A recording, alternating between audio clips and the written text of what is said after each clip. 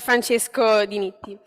Born in Rome on June 19th, 1962, he graduated in economics and commerce from the Louis University in Rome on March 15th, 1985. He entered a diplomatic career on March 4th, 1991, and he took up service at the Directorate General for Political Affairs. From the 7th October 1992, he was called to the cabinet of the Foreign Minister Colombo and subsequently confirmed by the ministers Andreatta, Elio, Elia, Martino, and Agnelli. He served abroad between 1995 and 2001 as consul in Jerusalem and consular in Santiago de Chile. On 13 December 2001, he returned to the Farnesina at the General Secretariat. Since 5th November 2007, he has been first consular at the Italian Embassy to the Holy See. Subsequently, on May 31st, 2011, he was called to serve at the presidency of the Council of Ministers as Deputy Diplomatic Advisor with Presidents Berlusconi, Monti, and Letta. Since 2nd July 2013, he is at the presidency of the Republic as Deputy Diplomatic Advisor to Presidents Napolitano and Mattarella, and on January 2004-2022, he assumes the functions of Ambassador of Italy to the Holy See. We thank you for being here, Your Excellency, and we're looking forward to hearing your speech.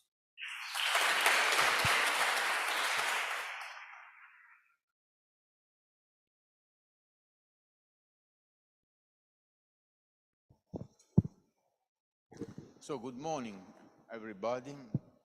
It's really a pleasure for me to be with young people, young professionals who start their professional careers in, I think, in the international, at least an international environment. As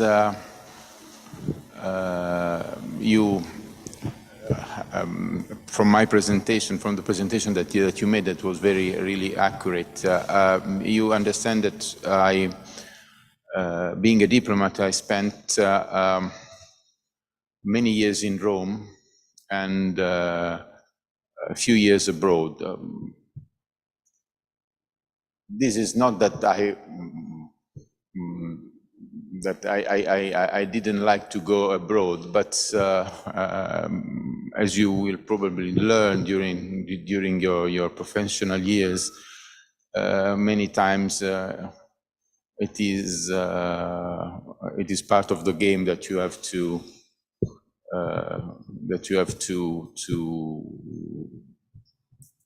accept positions.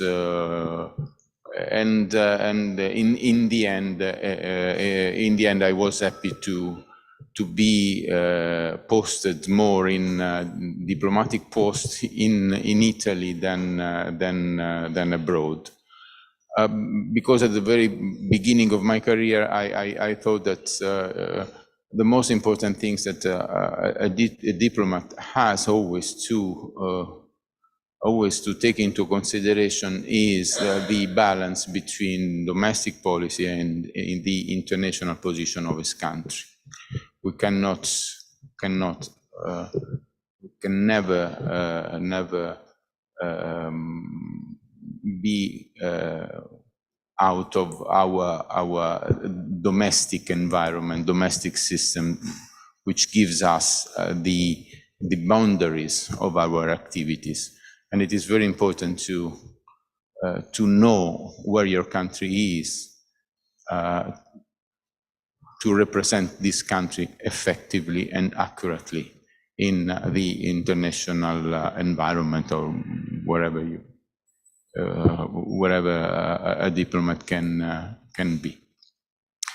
Apart from that, I'm ambassador of Italy to the Holy See.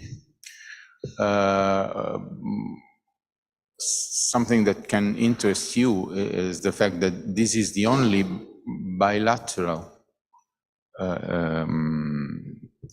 embassy which is not abroad, but it's in the very country that send his diplomat abroad. So I'm in Rome. I'm in fact in Palazzo Borromeo, is in Belle Arti, out of Piazza del Popolo, near Piazza del Popolo. And as any other diplomat accredited to the Holy See, every day, almost every day, I take the car and I go to the Vatican. But you have many examples in the world of diplomats that work in their country. The Americans in New York for United Nations, and Swiss people in Geneva for United Nations again, and various international organizations.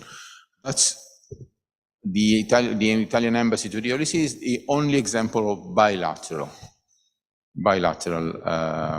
embassy who reside in the state that send the diplomat. This is because of the relation between Italy and the Holy See that were restored at a diplomatic level in 1929, when Kingdom of Italy at that time and the Holy See signed the agreement. In fact, 3 agreements in which gave birth to the Vatican State, which is one of the teeniest states in the world, 44 hectares surrounding, in fact, the Basilica di San Pietro. And in that occasion, Italy and the Holy See decided that the diplomatic corps accredited to the Holy See could continue to reside in the town of Rome and not inside the wall of St. Peter's. And in fact, this is an architecture that has almost 100 years. It has proved very effective. You can see it from history, because when Rome was, in fact, during World War II, was occupied by German troops, the independence of the Holy See and Vatican State were respected even during this period, extremely unfortunate period, I must say. In that case, from 43 to 45, some diplomats, in fact, of belligerent country decide to, with the permission of the Pope, decide to reside within the wall of St. Peter's, but this was because of the circumstances.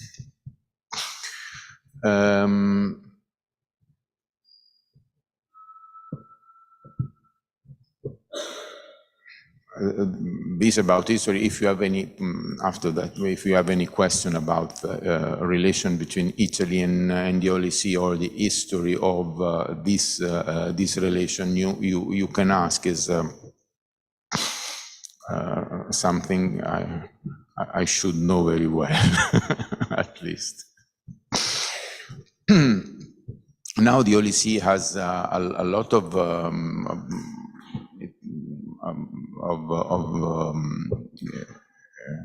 international relations.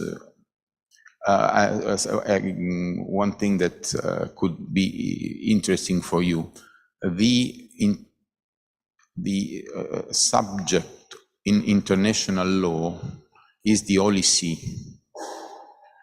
The Holy See, in reality, is the Pope himself. Vatican State is a state, it's a teeny state, but diplomats are accredited to the Pope, not to the state.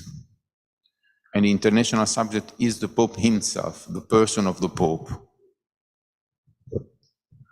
This is why between the 1870, when Italy, in fact, acquired Rome, and the Pope was stripped of this country, which were coincided at the time with the region of Lazio. The international community continued in recognized the Pope, even if at that time he had no territory. Because even at that time, even when the Pope was the king of the Vatican State, and at that time the right title was the Pope King, when was stripped of his territory, he maintained his right under the international law, because he himself, the Pope, the Holy See, was the subject of international law, and continued to have representative abroad, who still now are the nuncios, and receiving ambassador, and the various ambassador resided in the town of Rome. That was after 1870, Italy. After 1929, the difference is simply for us, for Italy, because Italy didn't have relation with the Pope, and after 1929 we restored the relation with him. It changed because the Vatican State was created, but for foreign countries who maintained their ambassador between 1870 and 1999, nothing changed. In fact, they were accredited to the Holy See, and they still were accredited to the Holy See, not to the Vatican State. And this could be of interest. Apart from that, I think that it could be better for me to answer questions that you could have. As your colleague said, reading my CV, I've been pretty Roman, but I had the possibility from Rome to see the development of the Italian foreign policy in this almost more than 30 years, which is quite a lot now. With two significant experience in the Middle East, in Jerusalem, which was very interesting, in fact, and in Chile. I wait for your question.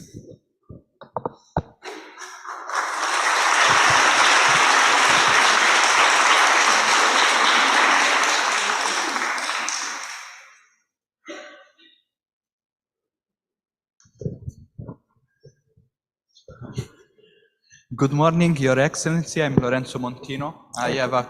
Your Excellency, no. Ambasciatore, qualsiasi eccellenza, no. The term excellency was abrogated by the Italian law in the 50s. It remains only for protocolar affairs when the other state accepts the title of excellency. So I'm obliged to call Archbishop and Archbishop Excellency because it's accepted for their protocol. But I cannot call me Excellency or call other people in Italy Excellency because it has been abolished. Okay. Good morning, Ambassador. I'm Lorenzo Montino. And my question for you is just, I wanted to know what is right now the position of Italy about the Patti Lateranensi. What is the position also of the Holy See? And do you think that they will be changed in the future or will be the same as right now? Allora, Patti Lateranensi is the common denomination of 3 different international acts. One is the Pact of the Laterano, which established the Vatican City-State, Stato-Città Vaticano. And this pact regulates all the problem of, would say, good neighborhood between Italy and Vatican City-State, which means water, electricity, transports, all the practical things that can happen when 2 different states are close and so close one to another. In the case of Vatican City-State, the Vatican City-State is completely enclave in the city-town of Rome. This pact functions very well, and I don't see any reason to change it. But this is not only my opinion, I think is a wide shared opinion. The second was a financial convention. This has been completely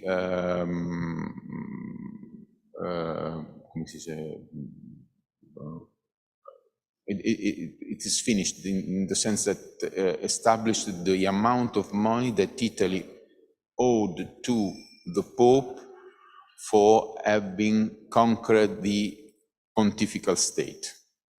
So they decided some of money, an amount of money, and this amount of money passed to the Holy See, and it's finished. And the third was the Concordat. The Concordat was renegotiated in 1984 by the Republic. In fact, one of the big differences is that under the original Concordat of 1929, Catholic religion was the religion of the state. In 1984, no more, because of the new constitution, in which all the religions and faith are equal. So the idea of a religion of the state was out of time. The Concordat is undoubtedly the most delicate part, because with the Concordat you regulate the activities of the Church in Italy, and this is much more subject to contingencies. But I think that in 1984 a very good job was done. So even a very good job, because the people that negotiated the Concordat in 1984, they established just a frame that should be filled with contents that could change over time. This is why I don't see the need that someone could raise the question of the need of changing the Concordat, but they could change, as it is a frame, they could change the content within the frame in agreement with the other side. This is why to make a long story brief, short, I don't see any real reason to change the Patti Lateranensi. Any other question?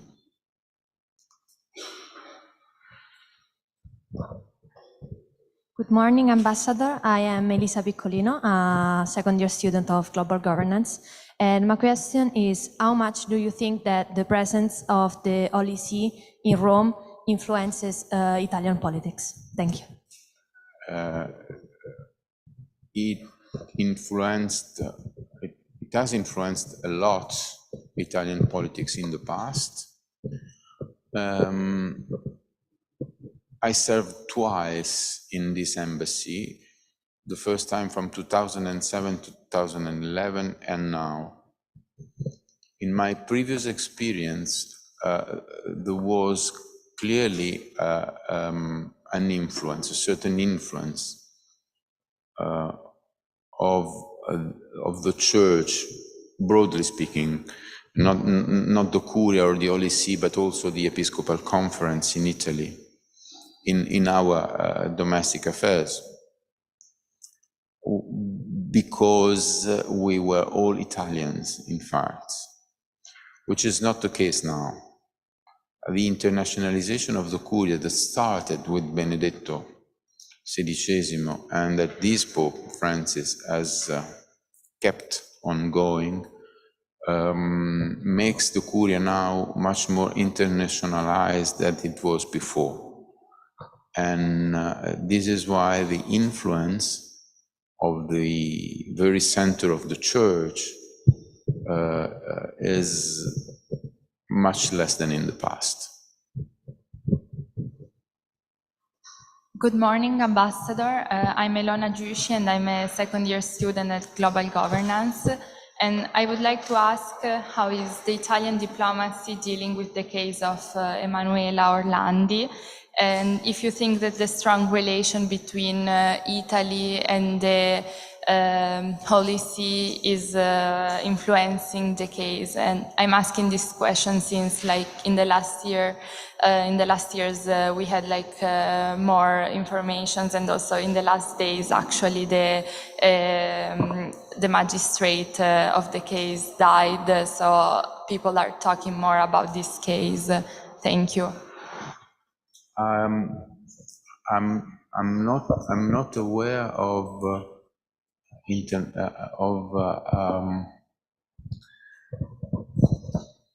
the fact that we as diplomats at Farnesina, Ministry of Foreign Affairs, has been interested in the case. I'm not aware, which doesn't mean that maybe something happened that I don't know, but I served twice in this embassy, so not in my periods there.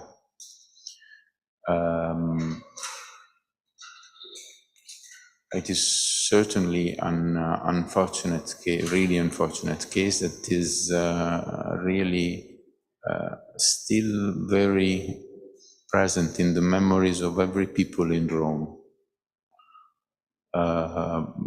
But I repeat myself, I'm not aware of any diplomatic exchange on that. It seems that all these hypotheses are something to deal with what happened in Rome, not abroad. There are not connections with diplomatic or international affairs, as far as I know.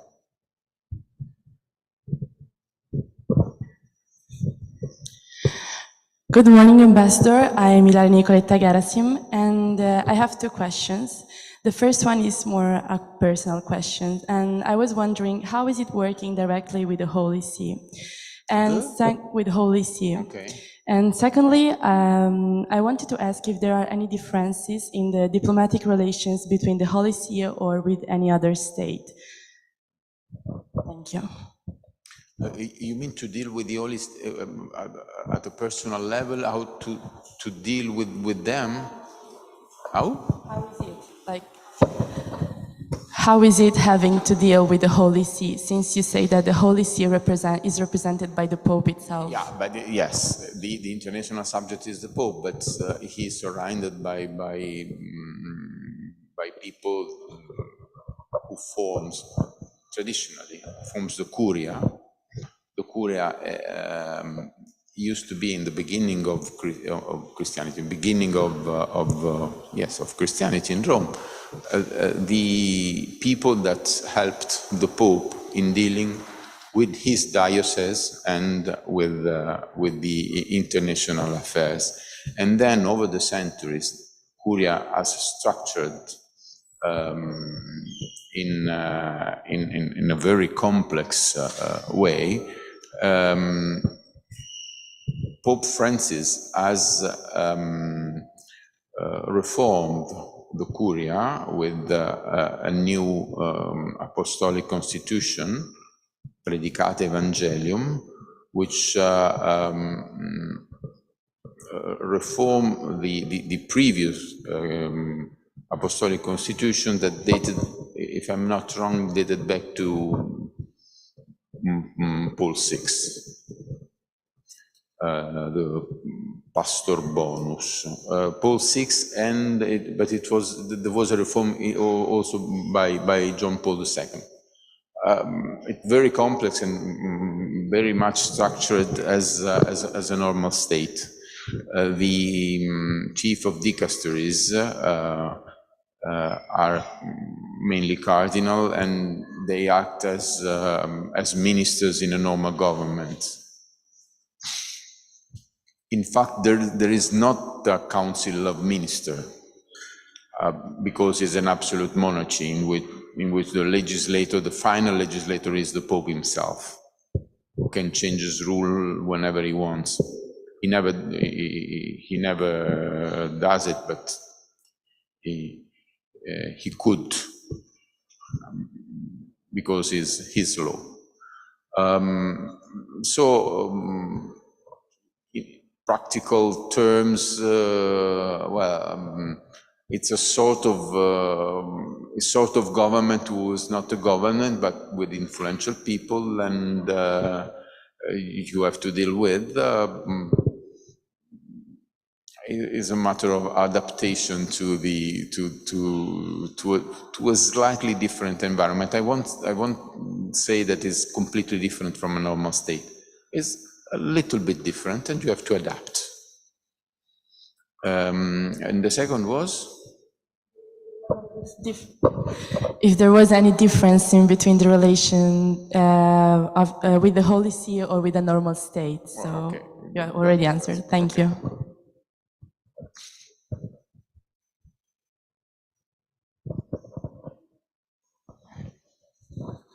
Good morning. I'm Ludovico Benicelli. First of all, I want to thank you for the time you're giving us and in general for your presence. And my question is about the political role of the Pope. What should be the position? Should the Vatican City just pursue political issues or also political? I'm thinking, for example, about the declarations of the Pope that many interpret as political. Should the voice of the Pope be involved into the political debate, or they have just to deal with properly religious issues? For example, I remember once I've read an article on the Osservatore Romano that had a very clear political weight. So yeah, my question is that. Thank you. In fact, in the modern world, in the world that we live, even if you limit yourself about religion, it's politics, in the sense that freedom of religion is a point that is not applied in the entire world in the same way. So just to limit to religion, you have a lot of politics behind and within.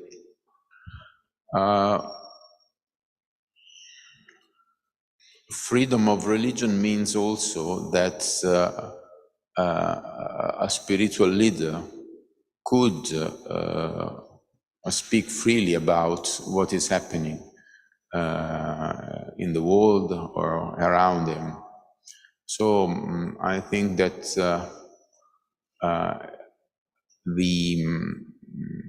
if the Pope decides to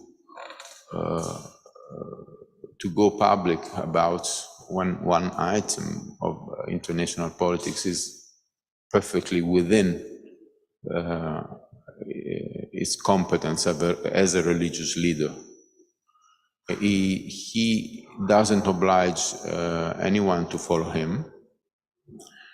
But if you see at this moment, the Pope tends to be the only spiritual leader that is widely recognized around the world as a leader. No other spiritual leaders have this planetary audience that the Pope has. This is what I think.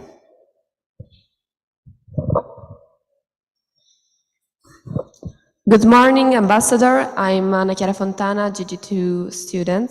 So my question is, has it ever occurred to you that the Vatican City is often involved in scandals and drama? And how do you feel about all the secrets the Vatican has and how they handle things? Thank you.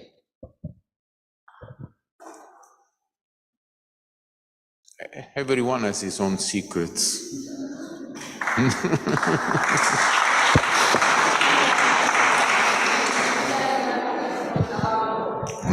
Sorry for the question, obviously, but my question was linked to the one of Ilona and all the scandals and the drama. I know that everyone has his secrets, but my question was how the Vatican City and the Holy See handle those things. In the very case of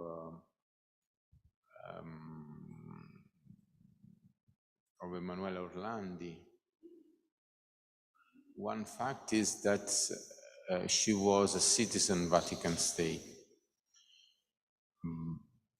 But the fact that the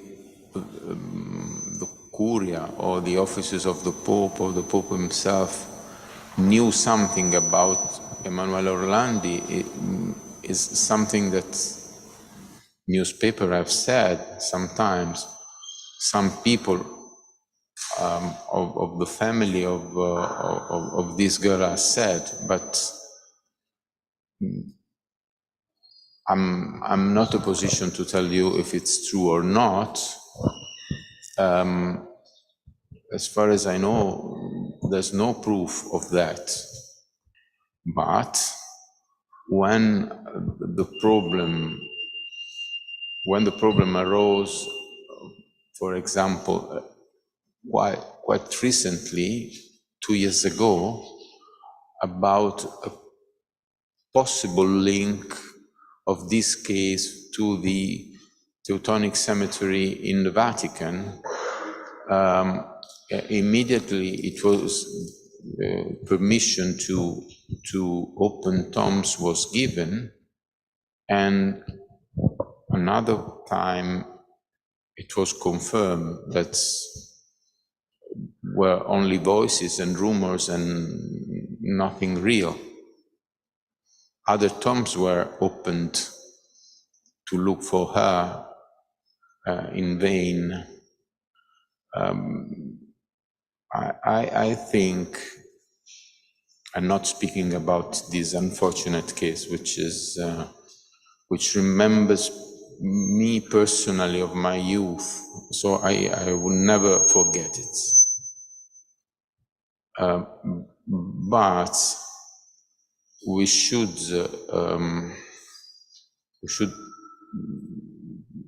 professionally speaking, we should refer to official acts there are thousands and thousands of pages that have been officially written by magistrates, that by police, etc., that are published.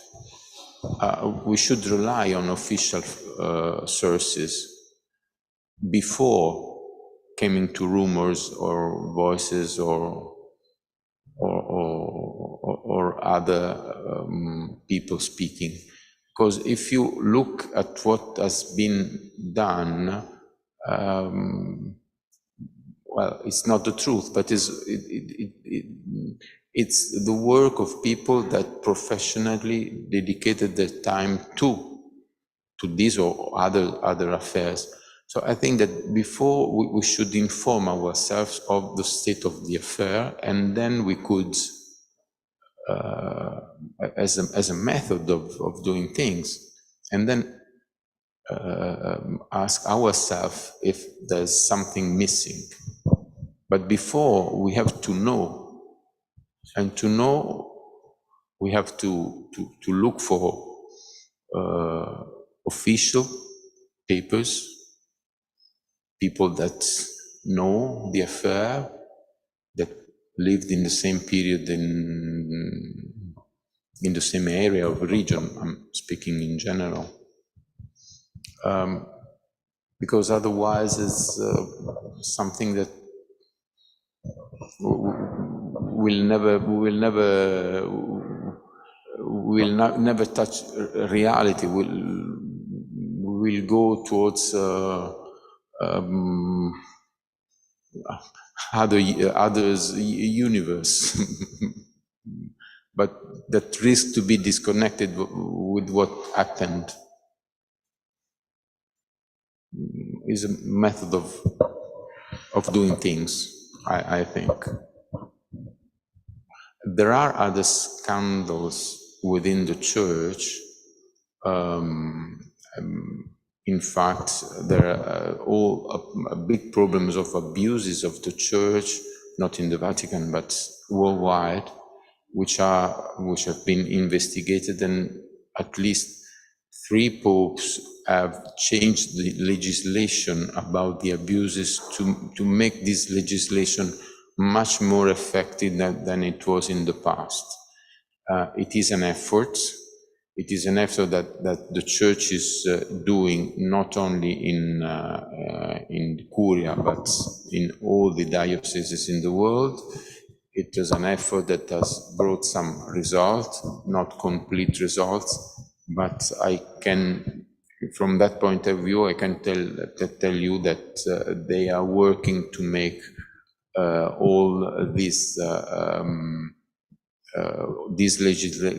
legislation effective to fight abuses, to find abuses that were committed in the past, and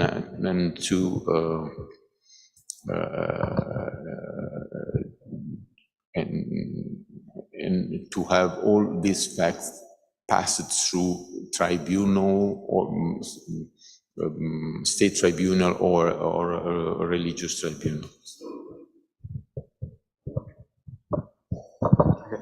So, good morning, Ambassador. My name is Raul Elia, and I am a second-year global governance student. I have 3 questions for you. 2 are regarding the Italian and the Holy See relationship, and 1 is about your personal experience. The first 2 are: how did Italy react to the Pope's will to the reaffirmation of Christian roots in Europe, that was wanting to add them into the preamble of the European Constitution that was set to be created in 2004, and we know that it didn't end up good. So I wanted to ask, what was the Italian reaction to that, with Italy being a member of the European Union? My second question is: how does the Holy See react to Italian political parties that are populist, when they do mention the Pope into their some sort of political propaganda. I mentioned, for example, Matteo Salvini in 2017 with the migrant crisis, that he mentions the Pope and the Christian value of Italy. And the third question, which is regarding your experience, is I saw your CV on the Italian website, and I noticed that you've been a counselor to Jerusalem between 1995 and 2001. So I wanted to ask, were you in Jerusalem when the second Intifada started, or were you in between the two Intifadas, and how it has been to live in that part of the world during that particular time, let's say. Thank you again. 3 questions. So I have a limited memory. So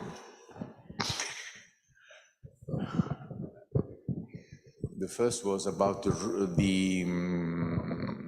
the Constitution, 2004. As you know, the Constitution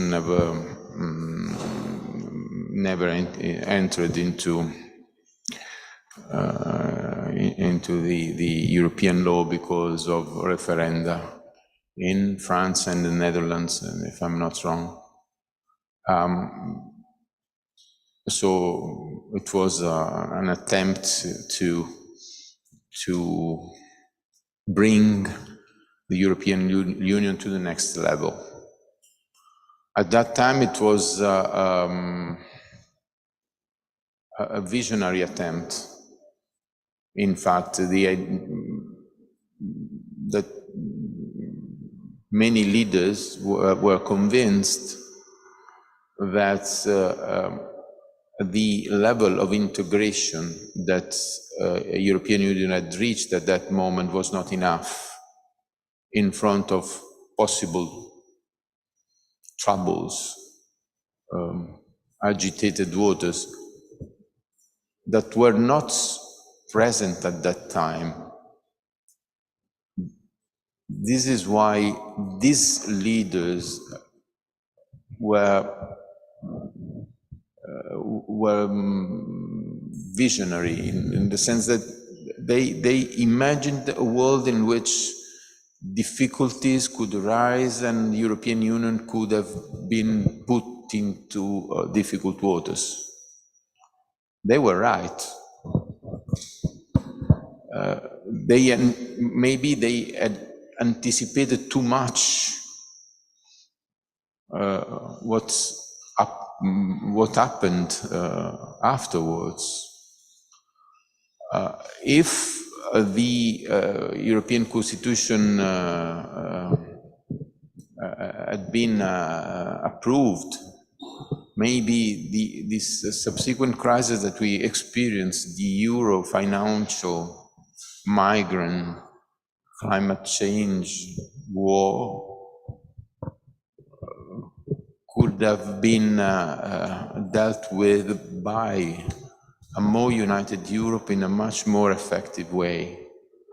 So, in fact, looking back to the European Constitution, it was quite a disaster that it was not accepted.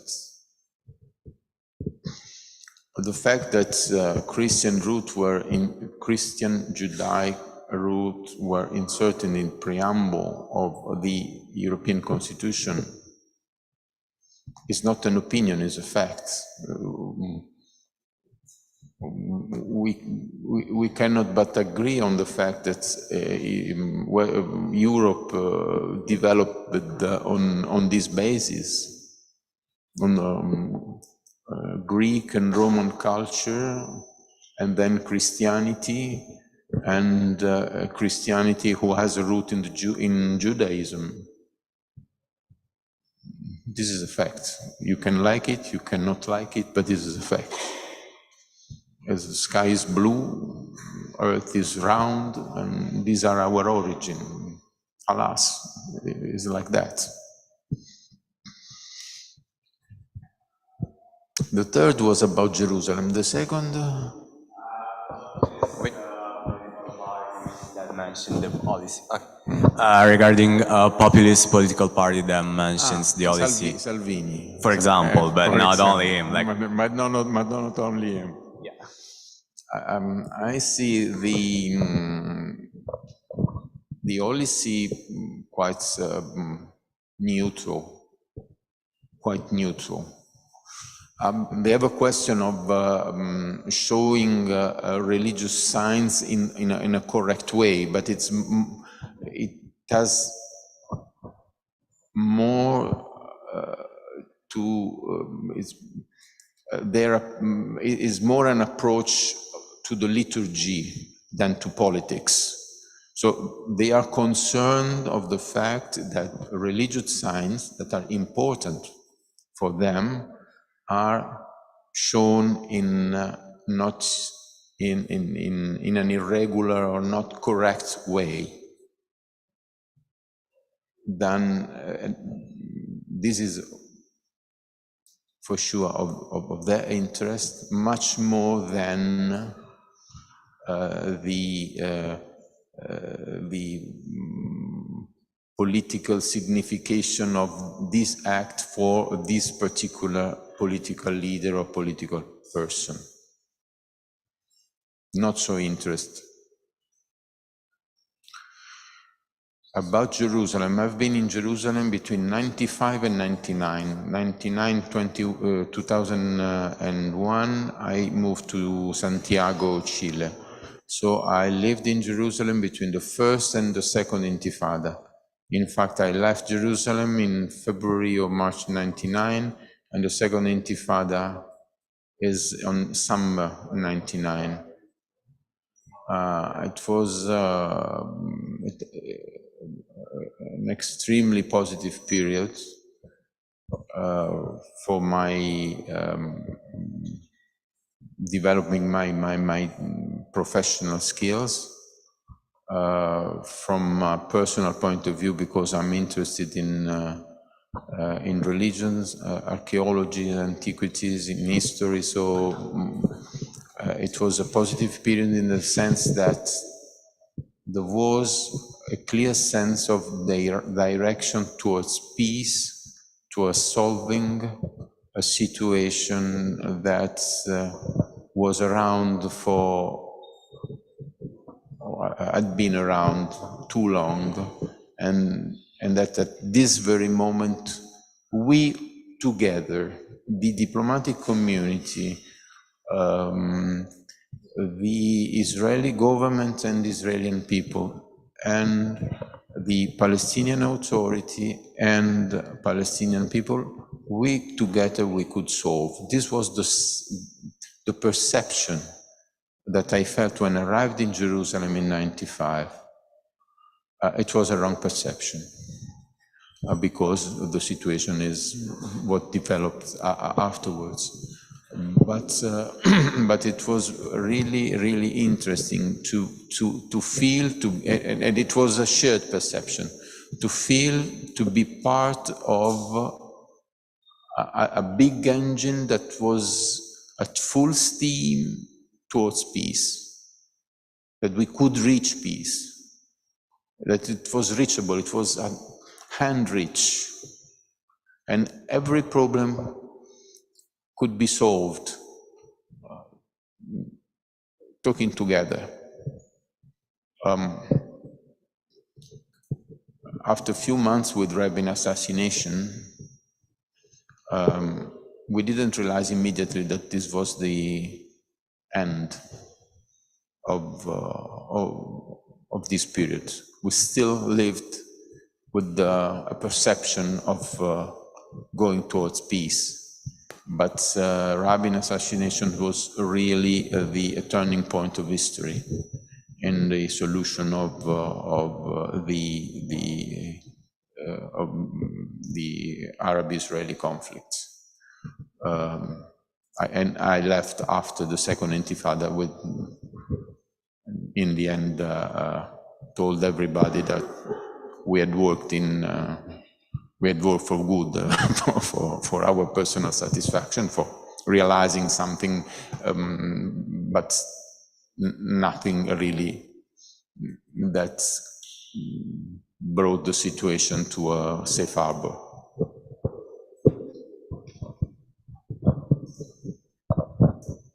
Good afternoon. My name is Alexandra Jou and I'm DG2 student. You said that it's your second cadency to Holy See. Sì. So I was wondering what the differences between the narrative of politics of Holy See do you see between the cadency of Pope Benedict the 16th and Pope Francesco, also on diplomatic level. Thank you.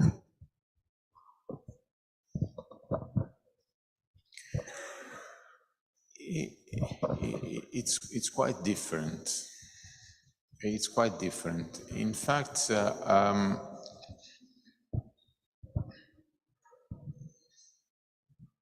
when I served for the first time in this embassy, the landscape in the Holy See was much more linked, as I said before, to a traditional world, traditional diplomacy of the Holy See that they made for years and years. At a certain point, I think that they didn't realize fully that the world was changing towards complexity. And they are linked to a very traditional diplomacy, bilateral diplomacy. They are master of bilateral diplomacy. They have few examples of being performant within a multilateral diplomacy. One of the best examples of the multilateral diplomacy that they had in the past was Cardinal Agostino Casaroli, Secretary of State of John Paul II, who was deeply involved in the Helsinki negotiation, which were at the basis of what is now CSC. But broadly speaking, it is a very bilateral diplomacy. And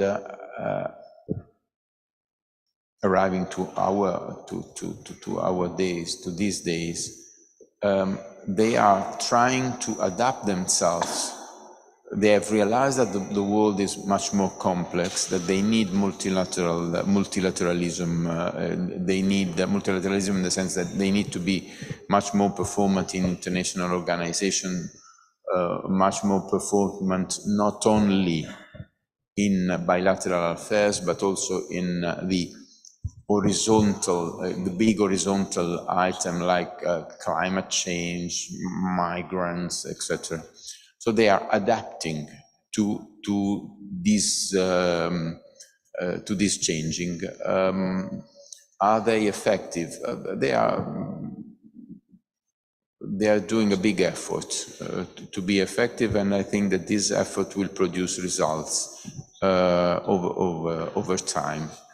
I think that the big news that Pope Francis represents is the fact that he has realized that things have to change because the world has changed, and Catholicism, the force now and as in the past of Catholicism, is the ability to adapt to a changing world. So Francis, in a sense, is part of this tradition, of this big tradition of Catholicism.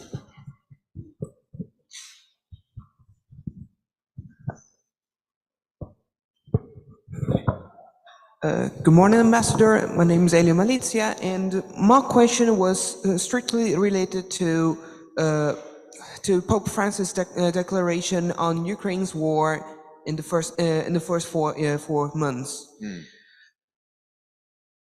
Is it possible to find a link, a strategical link between this particular declaration, quite different from what has been said by the most of the other leaders, European actors? Mm-hmm. Is there a possible link between those declarations and in general the so-called Vatican Ostpolitik policies led by Agostino Casaroli in the 70s? Is it possible to find a link between these two strategies, and so a common vision, mm-hmm, throughout a 50 years time lapse? Thank you.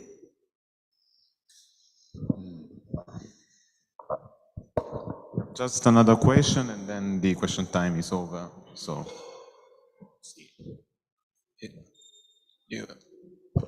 fatemi rispondere, se non mi dimentico.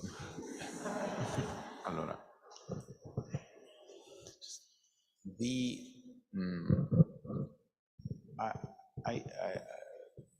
I think that links between Pope Francis knows very well Agostino Casaroli, and he has mentioned Agostino Casaroli twice recently. So he knows perfectly about Casaroli, about his politics, and I would say that he admires the former Secretary of State and his diplomatic activity. But I think that the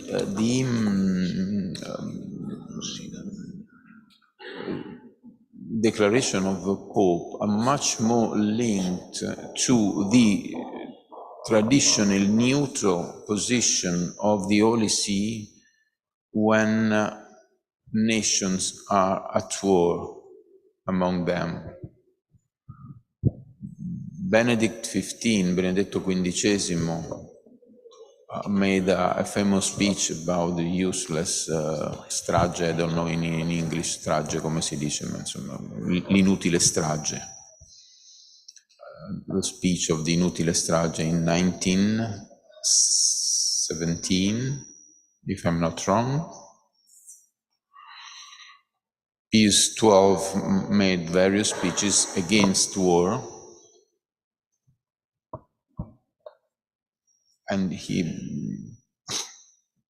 his neutrality was paid by himself afterwards, in fact. And I think that Francis goes back to this tradition. Popes are generally against war itself. Religion, Catholicism, has developed a long tradition of bellum justum. So the difference between war and the just war. But this tradition is, in fact,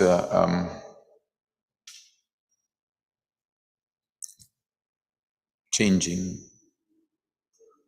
because of the fact that humanity could destroy itself through war. So the intent of the Pope is to convince warring parties that they are playing a dangerous game, and that this game could involve the entire planet easily. Pope is remembering us that everything could be solved through dialogue and nothing could be solved through war. In the word of Benedict XV, which is exactly the same line that the Pope has.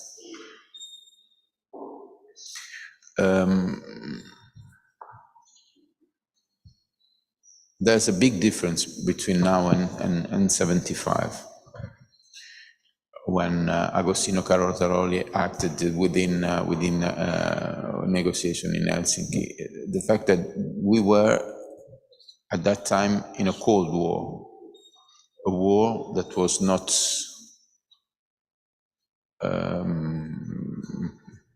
that was frozen, in fact. Now we are not in a moment in which war is frozen. We are in a hot war period. And this is a big difference. But the Pope, who has mentioned Helsinki and has mentioned, as I said, Casaroli, I think that he is telling us that we have to preserve the spirit of Helsinki, in the sense that in any case, dialogue is better than war. And rules should be rules to deal with any possible international problem should be much more effective. We should try an effort to have multilateralism work, even if the multilateralism we can enjoy now is much less than multilateralism as it was thought after World War II. But this little multilateralism that we still have, we should really try to make him work again.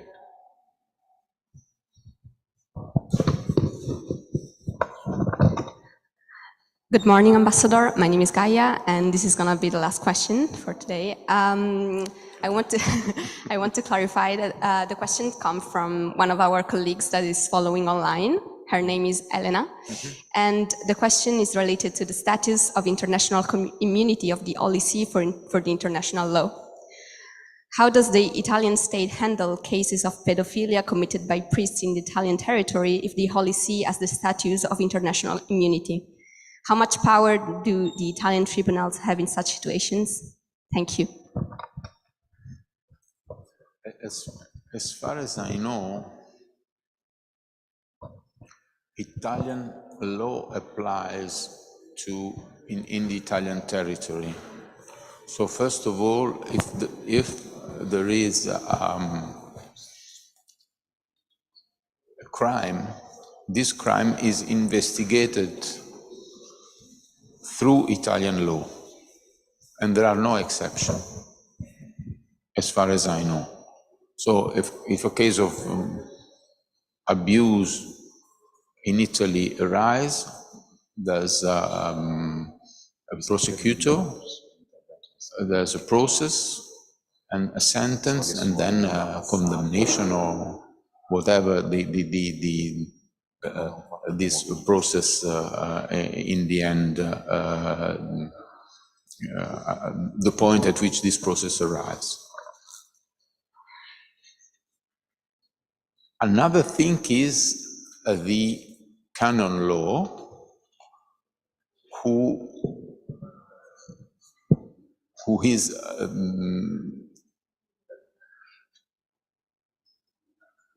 priests are under the canon law too. So and they have to follow canon law, but canon law has been reformed if I'm not wrong, in the sense that bishop as head of diocese, if they know of a case of abuses, they should inform the civil authorities. Then there will be also an investigation under canon law. But this is different from the past. The law of the country, even for canon law, is as a supremacy. So if the bishop knows that one of his priests has committed an abuse or mishandled a case of abuse committed by a third party, he has to inform the authority of the state. And then the authority of the state will proceed. And the canon law will proceed with two different, absolutely different riti, processi,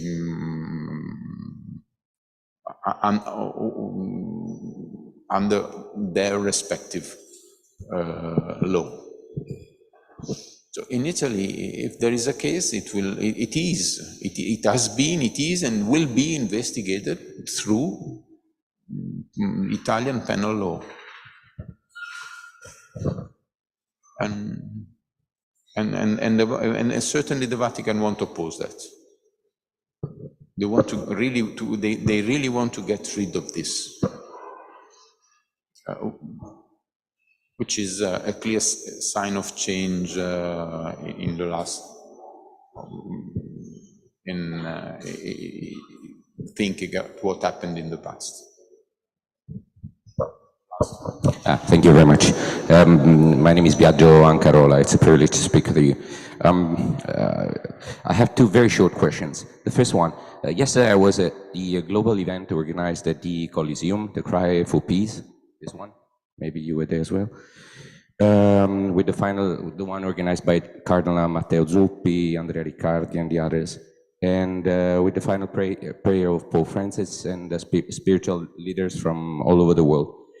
11 years ago, there was the Libyan crisis, as you remember, that led to the events that we know regarding the death of Gaddafi.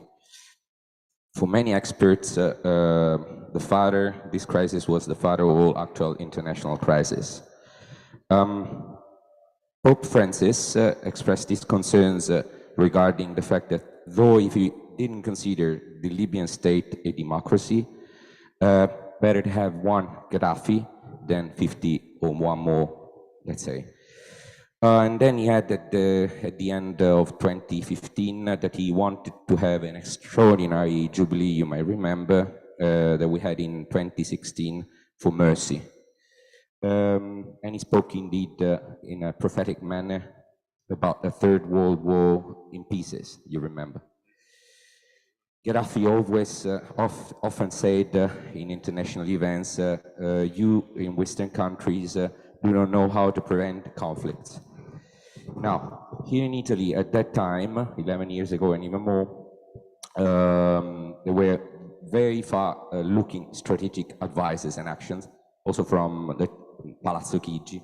We might remember the prophetic and concrete actions of Admiral Alessandro Picchio. He suggested a prudential approach to wait and try not to, let's say, have what happened indeed 11 years ago in these days. And then a few years ago, Ambassador Trupiano, Francesco Paolo Trupiano, and indeed Admiral Alessandro Picchio were invited to speak at Confindustria, Naval Confindustria, Confitama, about the Libyan crisis and let's say the lesson learned. Now, there was also a very nice book, and I might give you some handouts so we exchange contacts later. Now I get to the question.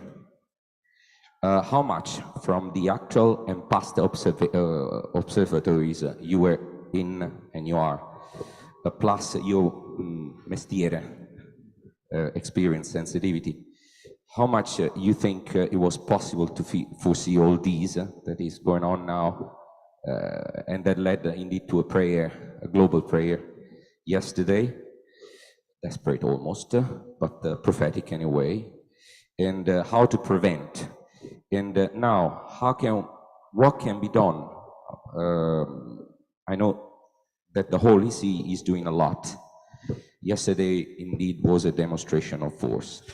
This is the strong question, and then this is a very short for students. The suggestions, the dreams to youngsters, and the vision to young people who want to go for a life in diplomacy. Thank you very much. You've been very kind.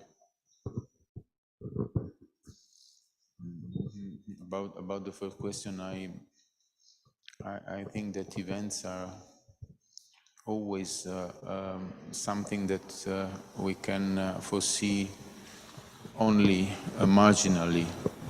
So our work, in fact, is full of plan A, plan B, plan C, but we often see that reality goes to plan L, M, N. So in fact, the capacity or ability to imagine different situations can help you in dealing with what happened, but should always remember that events intrude, and when events intrude, 90% are not foreseen. This is why it's a good rule for state to have, for example, sound finances, because it could be of use to have sound finances when you are in agitated waters or unknown waters.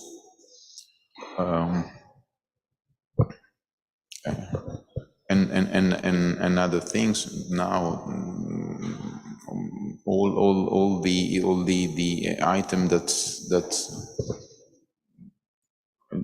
can defend you from asymmetrical attacks, for example. This is something that we should get used to have in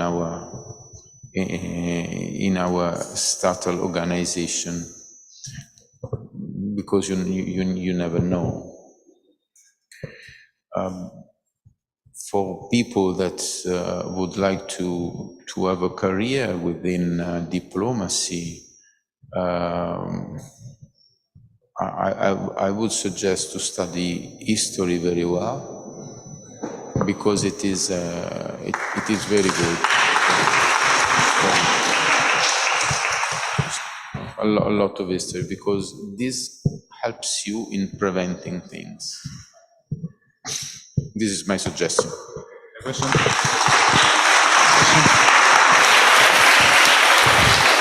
time. The question time is over. We thank to the Ambassador Francesco Di Nitto at the OLEC, and this session is closed, so there will be adjourned at the afternoon.